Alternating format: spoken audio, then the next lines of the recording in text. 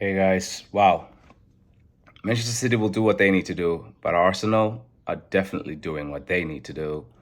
3-0 win, very early wake up in the stateside for that game, 6:30 in kind of like Central Standard Time. But wow, Kai Havertz for me was big today again. Big today. Created some chances that were not taken two times by Bukayo Saka.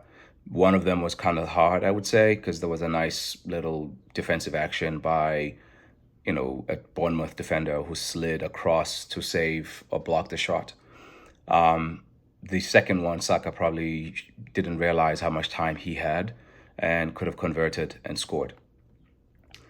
The knockdown for Declan Rice, the that Declan Rice just should have scored there as well. Like he has quite a chunk of the goal to put the ball through. He shoots wide by a little bit.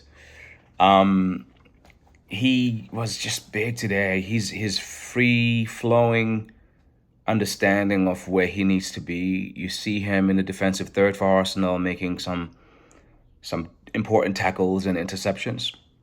You see him making himself available in transition, whether that be in the deep positions as an option so that he can carry the ball 20, 30 yards, or running a channel so we can hit him on a long ball, or running on the last man on the shoulder, which he does really well. I can't believe how well he's playing at the moment. I posted a video a few days ago saying, should Arsenal alter their centre forward or striker options, for like their plans for buying a striker in the season, in the summer, upcoming summer. I think it's worth a shout that, Kai Havertz could be a top option. If you buy another striker, that's fine. I think you can, but at least it alters the urgency with which you need to go get a 25, per goal, 25 goal per season kind of guy. There aren't many Erling Haalands and Harry Kanes out there, so Arsenal we're always going to have to be creative to find a player who can fit what they want to do in that position. And it seems like Kai gives you everything. He gives you some midfield play. He gives you target man stuff with those knockdowns and ability to go long if you want. He is a menace for defenders. He is such a pest for such a tall kid. He's got good feet on him. He's like now that he's finding confidence, he's got really good feet on him.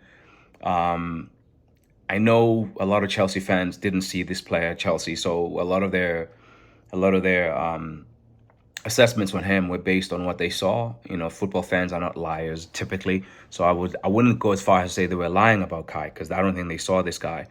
But I also think sometimes when the club is making a lot of terrible decisions, players look bad. Like Granit Xhaka, for example, looked bad. When he played for Wenger, looked even worse under Emery, and then Arteta kind of found a way to create a structure where it made sense for him. And now he's gone and played in Germany again, which somebody might say, yes, if you want to be dismissive, different level. But like to go and do what they've done with that team and him as being one of their top players, they're about to possibly go throughout an entire season without losing a game. So sometimes this happens. Like just like Arsenal fans were not lying when they were pissed off with Xhaka. I think Chelsea fans had every reason to be not happy with Kai as a player for the amount of money they paid for him. However, context is important. He had Frank Lampard, then had his kind of good spell under Tuchel, who got dismissed by Chelsea too quickly. Then Graham Porter, who had to have a lot of players chucked in at him, didn't have enough time to work properly with that Chelsea team.